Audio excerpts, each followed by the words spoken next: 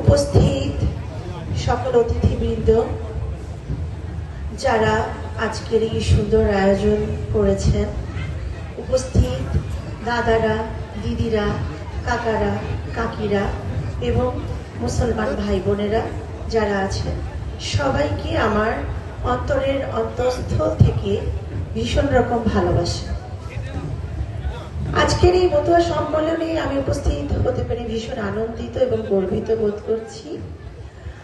আসলে মতুয়া ধর্ম দর্শন আমাদের মানবতা, সমতা, ঐক্যবদ্ধ থাকার একটা শিক্ষা দেয়।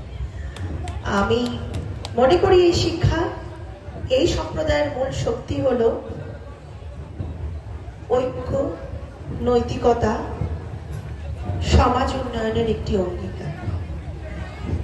আমরা যদি মানুষকে মানুষ মনে করতে পারি, সে যে ধর্মের হোক না কেন, হিন্দু, মুসলমান, বৌদ্ধ, খ্রিস্টান, আমি মনে করি সবার ঊর্ধ্বে মানুষ। সবচেয়ে বড় ধর্ম হচ্ছে মনুষ্যত্বের ধর্ম। আমার মা বাবা আমাকে তেমনই শিক্ষা দিয়েছেন।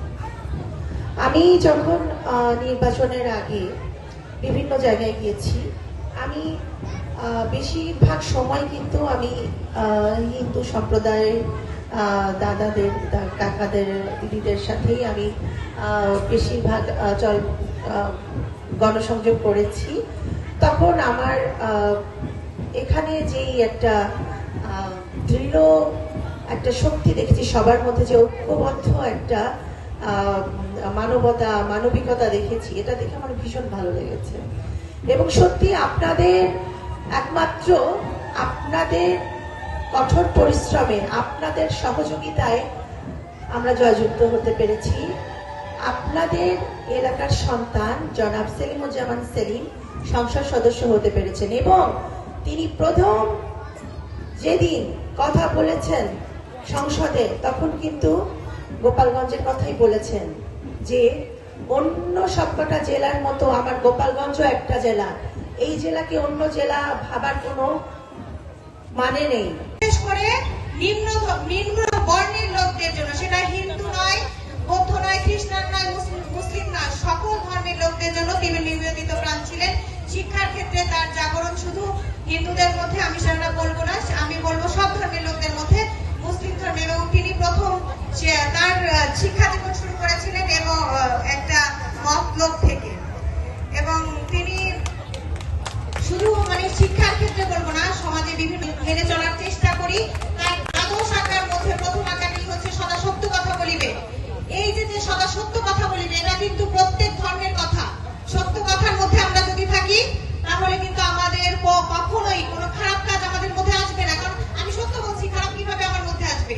পিতা মাতাকে ভক্তি করবে, এটা তো সব থেকে বড় কথা। পিতা মাতা ভক্তি না করলে এই জগৎ কেন, আপনি পরজগতে যেও শান্তি পাবেন না। পিতা মাতা ভক্তি, আমাদের কর্মক্ষেত্রটাই হচ্ছে আমাদের পৃথিবীতে কর্মক্ষেত্রের মাধ্যমে এভাবেই আমরা ভক্তি করে আমরা পরকালে যে ভালো কিছু পাবো।